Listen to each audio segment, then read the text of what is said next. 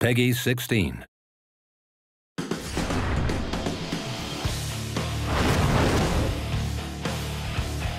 What's up guys, I'm Wes Bunn, Senior Gaming Designer on UFC Undisputed 3. I'm here to talk about career mode today. For UFC 3, what we wanted to do is streamline the process to get you back into the fights as quickly as possible. The goal this year was to have more things for you to do with less time to do that. The amount of time spent in between each fight has been reduced, so you're only going to get 2 to 3 actions before you're going into your next fight. Once you get into your fight and get back into your training for your next fight, you got to try and pick which area you want to focus on and the limited amount of time that you have to do it.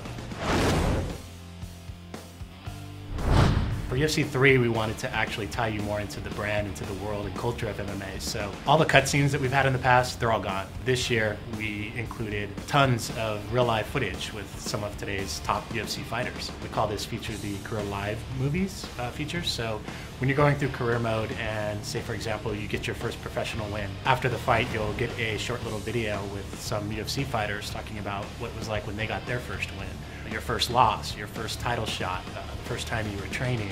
And there's also tons of variations of these videos, so it won't be the same each time you play through.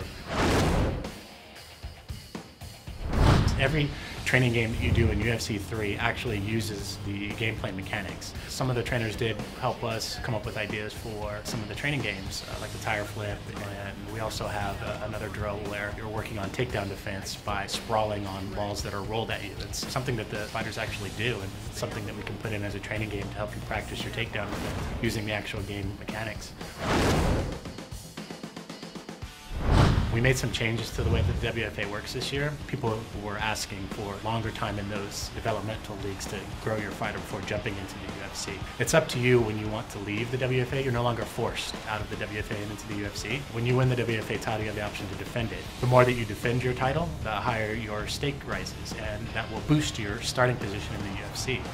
However, if you lose, the offers for the UFC will cease to come to you and you have to work your way back up. In UFC 3, the camp feature is really something I think fans will enjoy. There's 6 real-world camps that you train at this year. You'll actually go to their gym and train in those locations with those fighters to pick up moves. The moves that you learn at each camp this year are unique to each camp, so it makes the camps a little bit more special. Midway through your career, you have the opportunity to actually join and become a member of that camp. You'll get the logo. The trainer from that camp will actually become your trainer in the career mode, so you'll have Greg Jackson in your corner, something that we haven't done in the past. The actual progression of career mode itself is still the same. You'll start out on the Ultimate Fight nights and undercards of pay-per-views and things like that, trying to work your way up. Once you make it into the pay-per-view stage of your career, you'll start to get offers to actually go over to the Pride organization and compete in a Pride tournament. We didn't want it to be another organization so that you're choosing between spending your time in the UFC or Pride or WFA, so it's WFA, and then once you get to the UFC it branches into Pride or UFC,